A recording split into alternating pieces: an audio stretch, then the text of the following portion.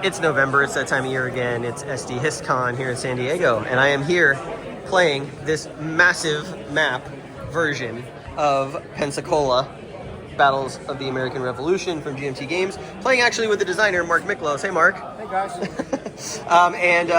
He basically offered me, I'll play any game, you pick the game, you pick the faction from Boar, and I was like, well, yeah, I would love to play Pensacola. It's the one game that I have, one of the few games in the series I have not played and that I've wanted to play for quite a while because it's so different. And so we agreed that we would spend all day Friday playing the Battle of Pensacola. We're actually closing in on the halfway point. We've only been playing a couple hours, so I think it's not going to take us all day, although we'll see what happens when we get to the siege, if we get to the siege. But as you can see, I have added a little bit of bling to the proceedings here in San Diego. I brought down some World of Fun miniatures, and we're using them for the troops, putting them on top of the counters. These counters from this giant set that Mark had made are huge. They're like full 1-inch counters. So the hexes are nice and big. They fit the minis quite nicely. And you're looking here at the Florida coast, essentially. What's interesting about this game is that it is a sort of approach to siege situation, very similar to Savannah, except obviously it is a competition between the British and the Spanish with some French thrown in.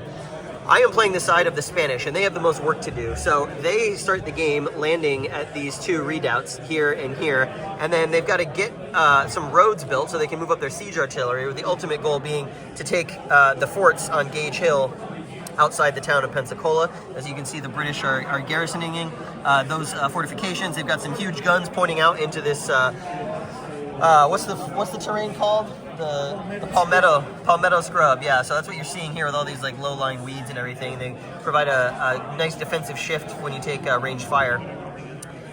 So we're on turn 7, and there's basically 3 routes that the Spanish can take to approach these locations. I have chosen to pursue all 3, so we're building the road along the coast down this way.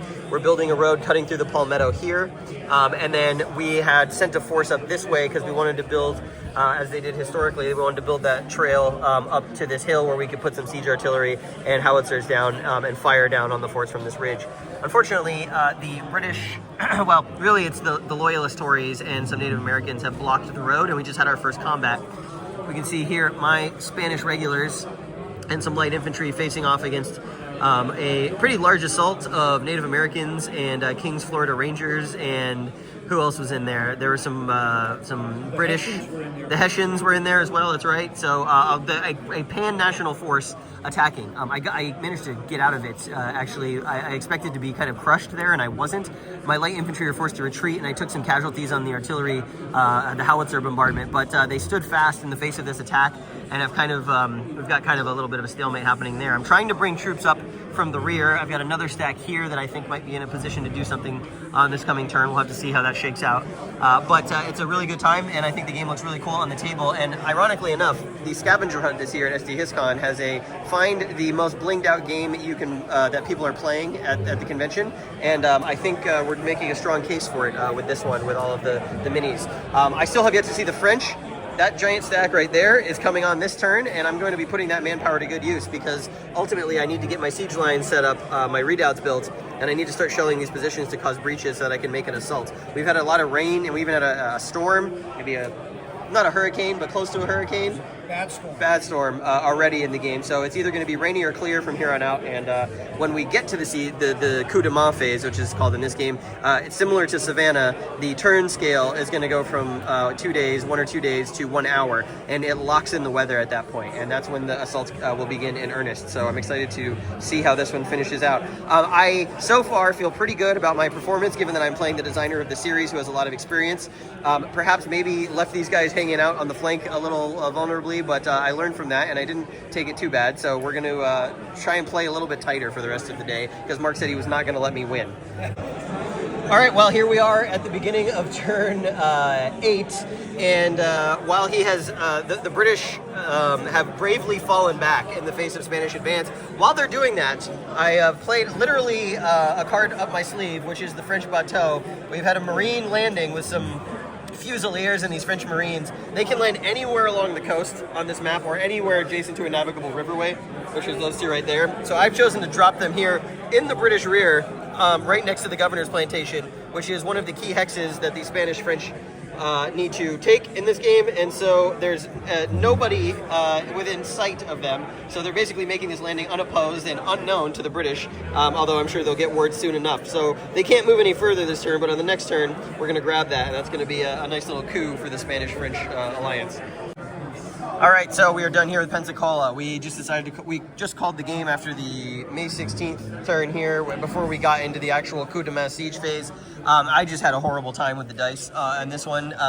So I left my rear exposed, and Mark was able to march an Indian raiding party down to this stockade here, and ended up just destroying it before I could get back at him. We had a battle where I brought these regulars in from somewhere on the front.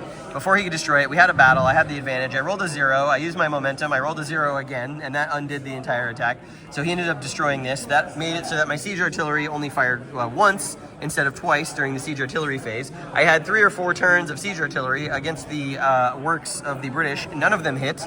And then I had a card where you needed to, a card came up, and I don't remember where it was, but it was if you roll a 9, something bad happens with the French. And then if you roll again and roll a 9, the French leave the game. Well, of course, I rolled 2 9s in a row, and the French left the game. That essentially erased them from the British rear. It erased their stack that they had setting up for the assault on the fortifications. And my mortar didn't hit a single thing in the entire game. So this is the second straight game of Battles of the American Revolution where the dice have decided that I was not worthy of a victory. But we had a pretty good time playing it. It's a really interesting situation. I think the flow of the game is probably one of the more interesting in the series. It's a lot of maneuver and battling with the weather. And that way it kind of reminds me of Savannah. But because there is such a large discrepancy between the forces, and the British have a lot of ability to kind of like stymie Spanish maneuver, you get this really interesting chess game of sort of posturing and moving your forces around to try and make it seem like you're going to strike somewhere when you're actually trying to do something else. The card play is really interesting. We had some interesting cards in here. One of the turns the French couldn't move because of the quarreling with the Spanish. I was able to bribe away in my counterattack one of the Indian units that was protecting that stockade for the attack as a surprise. Mark thought he had it covered off, and it turned out it didn't.